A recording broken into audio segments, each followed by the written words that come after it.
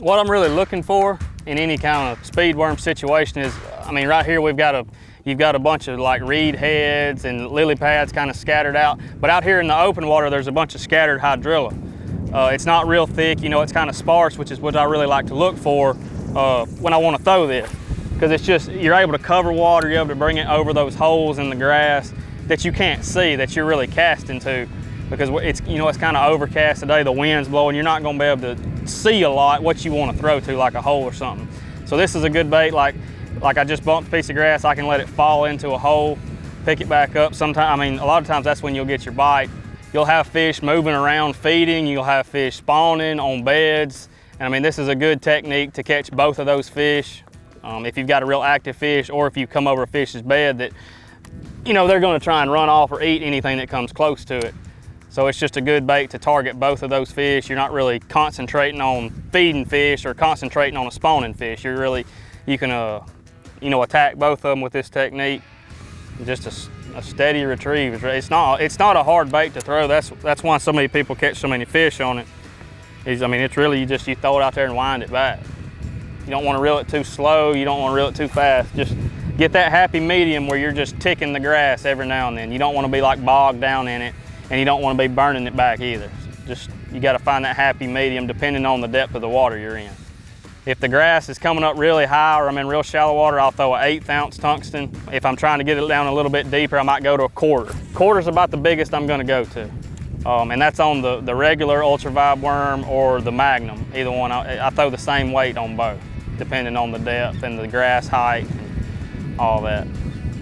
I like the straight shank hook anytime I'm throwing the speed worm, because I feel like when you come up to something, let's say you come up to the grass, the worm's gonna come up and just kind of roll over it with that hook like that, where on the EWG, you know, you've got the eye of the hook and then it comes down at an L shape and then comes back up and makes the bend of the hook, to where this is gonna be just straight.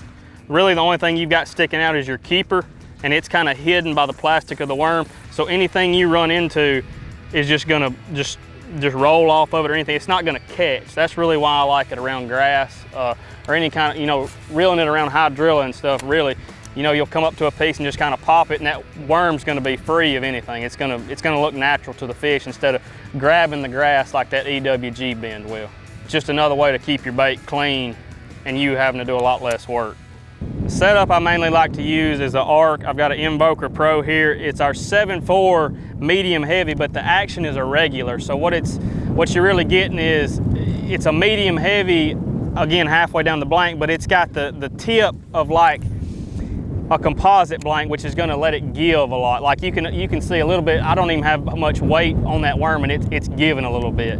This is really a crankbait, chatterbait rod, but I like throwing it because I'm real jumpy. And like when I feel one hit it, like I jerk pretty quick, and this gives that fish just a split second longer to not feel my rod completely and me putting pressure on him and let him get the bait just a little bit longer. The same concept you do with, you know, throwing the chatterbait or a lipless bait. It's the same concept, it's just you've only got one hook and you're gonna have to set the hook to hook the fish.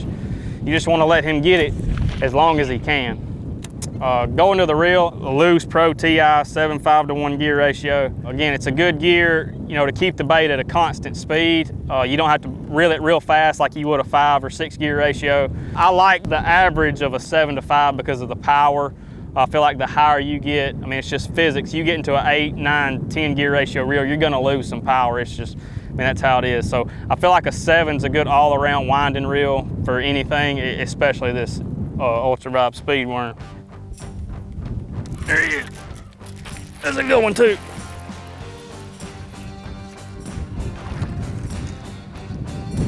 I mean, you can catch 12 inchers, and then a good one will get it. Play out a little bit. Oh, she's got it good. Come on. I mean, that's how it's done, folks. You just wind it around. There's some controversy on the straight shank hooking the fish on the speed worm. Well, I mean, that's your answer right there, right between the eyes, top lip. I mean, that fish would never come out. You couldn't beat that fish off with a baseball bat.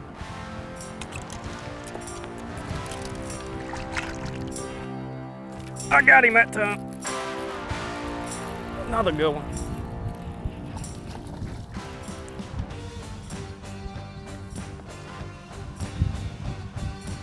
Man, that's a mean one there.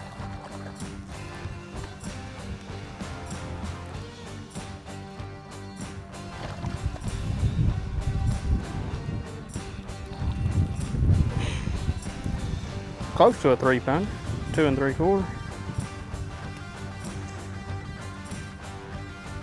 Pretty one. We're gonna let her go. Thank you, girl. Oh, oh, oh, got it. Get me another cricket. There you go. That's all you need. It gets a bunch of bites and it can catch a good one.